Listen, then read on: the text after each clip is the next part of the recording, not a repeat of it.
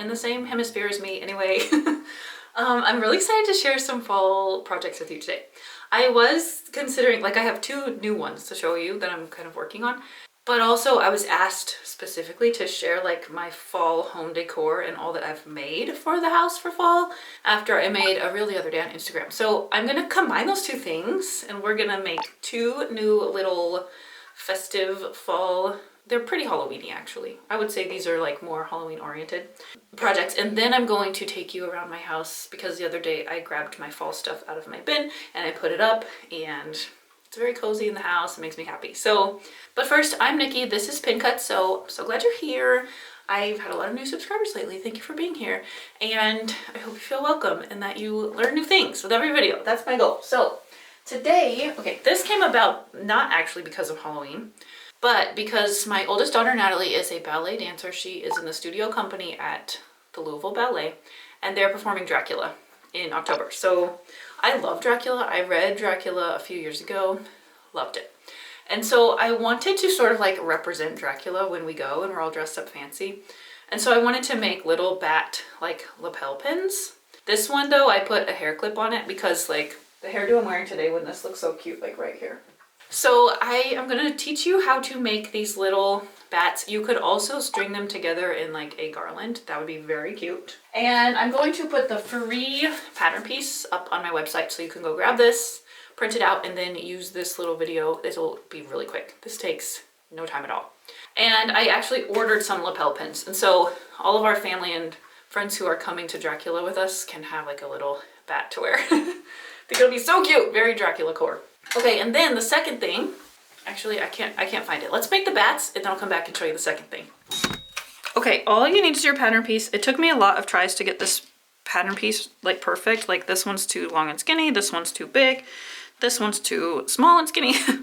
So this one I think is perfect. So I pulled out some other bat-worthy fabrics. This plus sign one, I thought this was really cute. Maybe I'll make this one. I don't have enough for both sides though, so I'm gonna have to supplement. Here I go, agonizing about fabrics again. I'll do this. Okay, you're gonna cut 2. I will go ahead and cut them right sides together so that they're already right sides together when I go to sew them. Probably should have ironed it. Now we're just gonna go sew this. Let me just iron it real fast. Ironing kind of helps them stick together. Okay. So we're gonna leave about 1.5 inches open at the top and we're just gonna go sew around all of this in a 1/4 inch seam. Maybe a teeny bit smaller than a 1/4 inch seam. Just go slow around the curves and points, stop with your needle down and raise your presser foot up and pivot as much as you need to get around.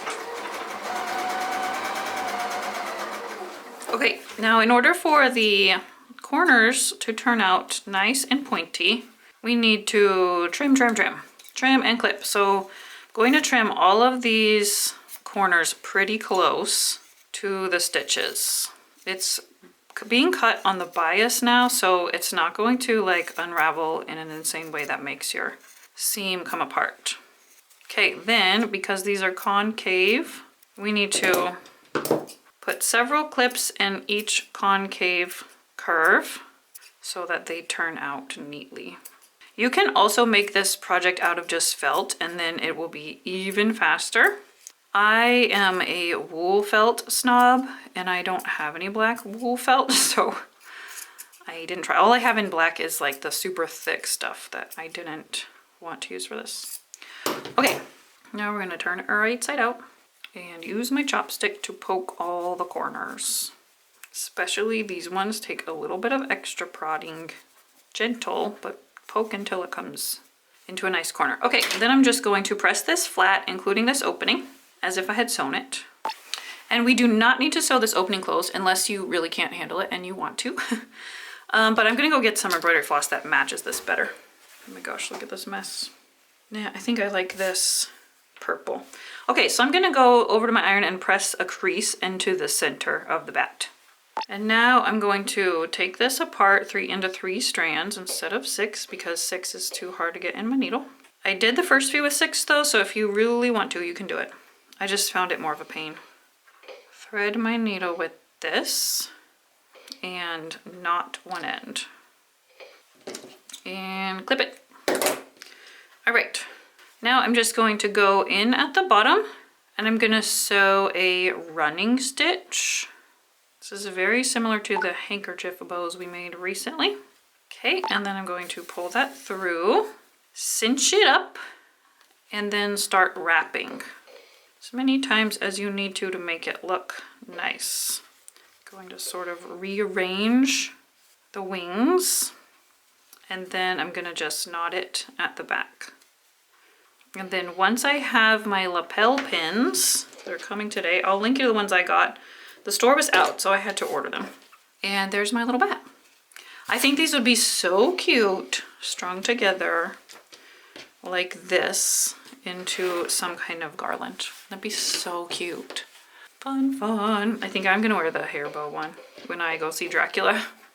But I'm gonna pass out these to my family and our friends that are coming too. So I have all of these, I can just sew up a batch. And what I like is that we can pull them out every Halloween. They're not Dracula specific. So I don't have to wait till Dracula comes back around again to use them. Okay, let me show you the next thing I want to make. Okay, so you may remember this from when I was working on my gallery wall quilt. I put that quilt aside for a little while. It was making me feel a little overwhelmed. I have a lot of projects going on and I was low-key regretting hand appliquing everything on there. So it just became a very slow project that I was unmotivated to work on. So I'll pull that out again in the future, but I kept the ghost out because I thought it would be so cute to put some in some little frames and put them around the house in October. So this is a circle frame. I think he'll fit actually. I didn't think this one would fit. I went to both the thrift store and TJ Maxx and I found 4 different ones. So here's one. I wanted them to look like antique and old. And then I thrifted these too. So I'm going to make some more little ghosties and I'm going to set them out around the house. I think it's fun. I think maybe I will do this by machine this time to make it go faster. But if you want to see me do the applique this way, I'll link to the video in which I made the first applique portrait so that you can see the hand sewing version. Okay, so I was trying to find some like fabrics that look like wallpapery. I think this one kind of does, and maybe this one for the floor. Because I didn't want them like hovering in midair. I wanted them to kind of look like they're in your house. Okay, so let me iron these. I thought about putting 2 ghosts in this one. Looking at each other. Yeah, I think I'm gonna do that. That's fun. All right, let me open this up so I can see what size I need to make this. So this I'm gonna use as my pattern piece, basically. So let me make the background first. I'm going to sew this floor to the wallpaper. Okay. Now I want to cut this out. I want it to be straight, so I'm going to fold a straight line into this. Okay, time to make some ghosts. This is what I like to do. So I have some eyelet. This is what I was using for the other ghost. I would prefer a smaller eyelet, but it's okay. This is what I have, and I like this lace trim. So let me press this. Because it has holes, I'm gonna go ahead and keep this lining piece and just treat them like one fabric. And then let me get some white scraps. Oh my gosh, look what I just found. Totally forgot I had that. Gotta make something with that. Where are your white scraps? Ah, okay. Piece of white muslin. Cut off a chunk. I'm going to layer my solid white on top of where I want to place my ghost, which is here. And I'm going to draw a ghost shape with my heat erasable pen. I don't want it to be too big because I want to fit 2 little ghosts on here. I don't know, do you think that would just be too small? No, I'm gonna try it. Okay, so I want to use the lace trim at the bottom and I'm going to make a ghost like so. Okay, here's another piece. So I can make them both at once. I want them sort of to be looking at each other, but I'll get to that when I make the eyeballs and you'll see what I mean. Okay, so here's my second piece of fabric. Okay, and then this is my muslin, right? So this goes on top. I'm going to draw a similar ghost. Okay, so let me make sure these both fit in my frame or on my background. I think so. Okay. And now I'm simply going to go sew all the way around them. You do not need to leave any opening or anything. We're gonna stitch all the way around. Okay, I'm going to go iron the pen marking off of this, but before I do that, I'll leave it so you can see I just stitched on top of the line.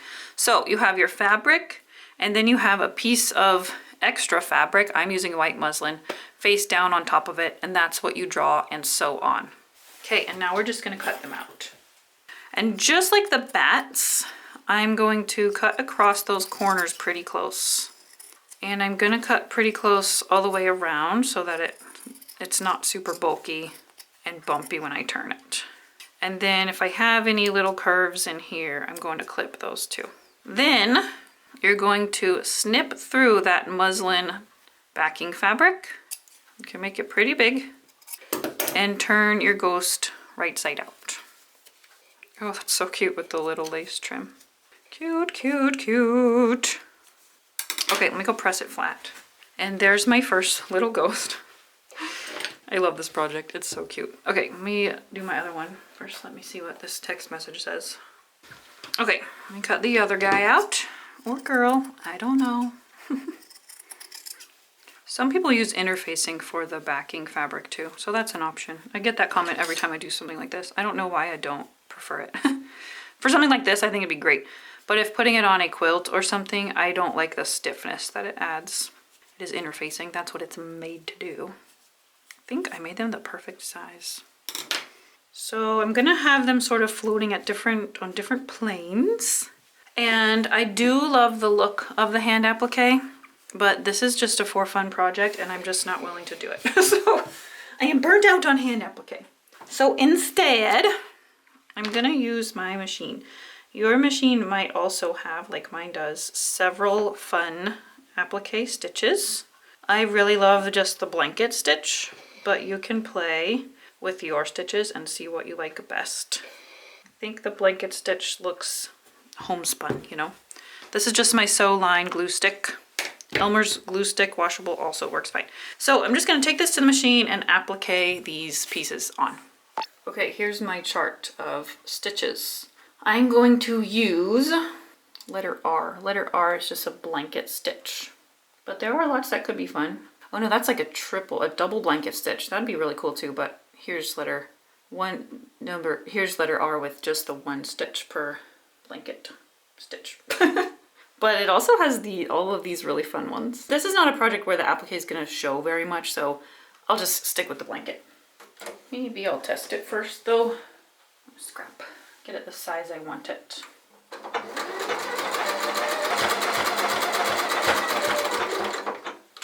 When you need to turn a corner, you always want to stop and turn when your needle is all the way on the right, when it's off of the ghost and on the background. Okay, cute. If you have a really basic machine and you don't have fancy stitches, a zigzag or even just a straight stitch is fine. You don't have raw edges here, so it's never gonna fray. Okay, all we have left to do is go find some eyeballs. I really love the buttons, but googly eyes would also be cute, so I'm gonna get both and try them both on. I might as well plug in my glue gun since I might use the googly eyes. Okay, I have a lot of options here. I have the regular black buttons like the other one, of course. And if I put them a little bit to the side, oh, those are two different ones, but that's okay. Then it can kind of look like they're looking at each other. Look how this eyelet looks like mouths. That is so funny.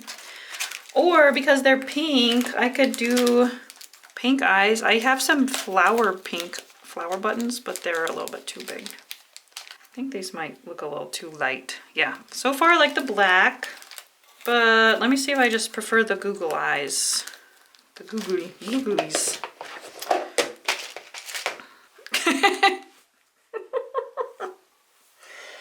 Okay, I'm not gonna do that, but I do love it.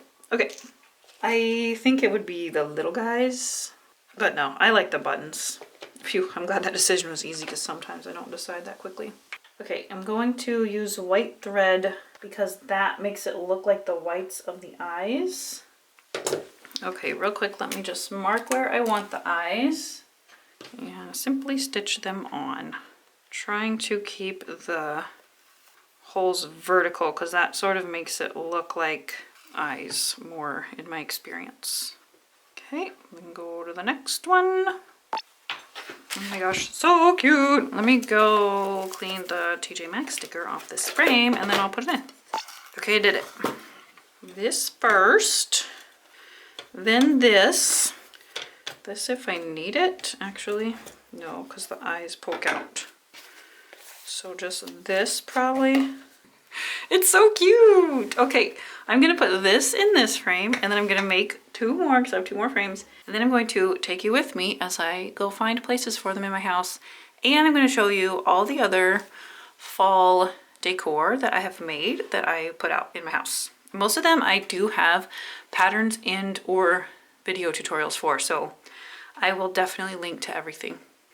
I also think I forgot to say that in order to put the clips onto these or the pins, I just hot glued it and it works fine.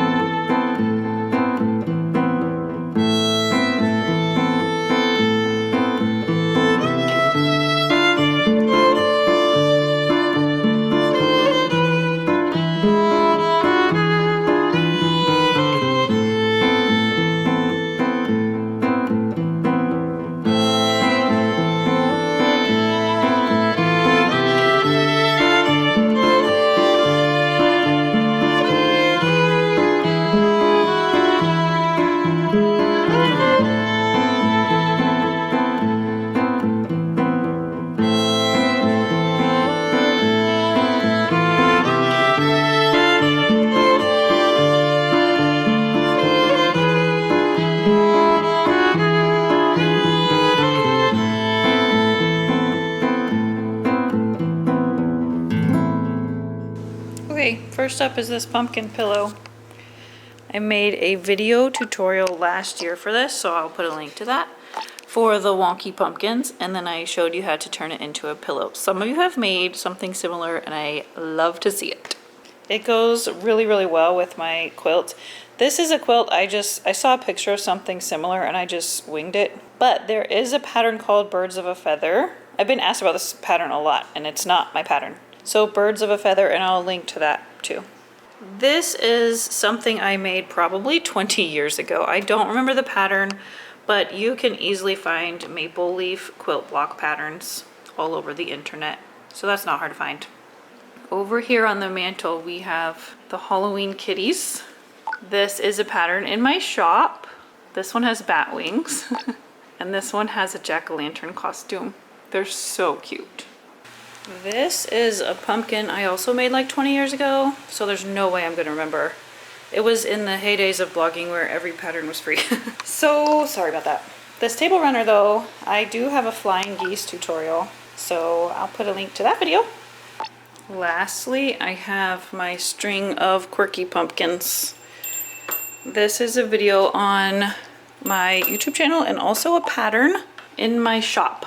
And I just strung them up vertically like I do the prosperity hens. And I think they're so much fun. Usually they're hanging from my curtain rod, but we're showing the house, so I put them here. And that's pretty much it. I put this little ghosty here. This one's my favorite. I don't do a ton of holiday decor. Even my Christmas stuff compared to most is a little bit on the minimal side. But obviously I have more Christmas stuff than any other holiday. But it is really fun to get out all of these little handmade goodies. Boop.